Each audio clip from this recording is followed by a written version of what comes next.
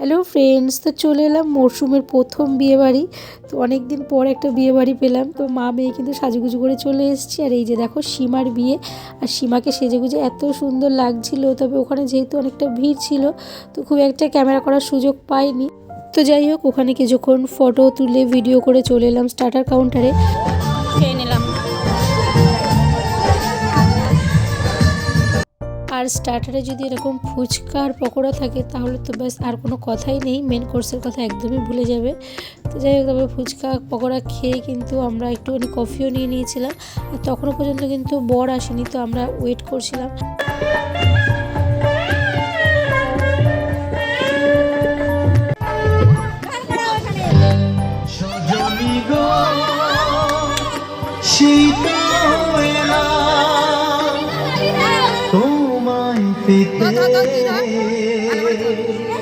হাজির হলাম।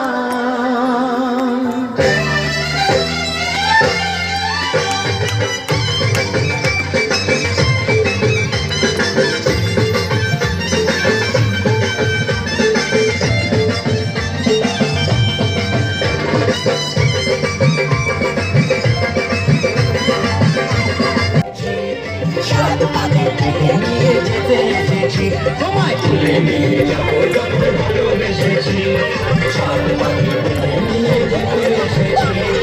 চোখ তুলে দেখো না কে এসেছে।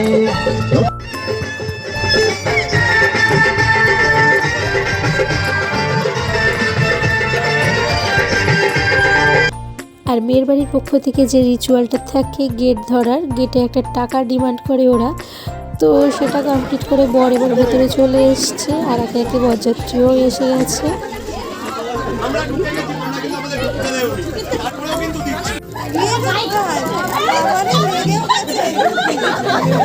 তো তারপর আমরা আর বেশি দেরি না করে চলে এলাম মেন কোর্সে। আর মেনু কার্ডটাও তোমাদের সাথে একটু শেয়ার করে দিলাম। তো প্রথমেই ছিল ডিমের ডেভিড, তার সাথে একটা মিষ্টি সস যেটা খেতে কিন্তু খুব সুন্দর ছিল। তারপরে দিয়ে দিল মুড়ো ঘন্ট, তার সাথে আলুর চিপস। তারপর ছিল পাবদা মাছের ঝাল, আর ছিল কাজু কাতলা। এরপর এলো পোলাও, তার সাথে চিকেন কষা। প্রতিটা রান্নাই কিন্তু অপূর্ব সুন্দর হয়েছিল। এরপর চলে এলো চাটনি আর পাঁপড়, যেটা কিন্তু আমার সবথেকে ফেভারিট। তোমাদের কাদের কাদের চাটনি দিয়ে পাঁপড় খেতে ভালো লাগে অবশ্যই কিন্তু আমাকে জানিও।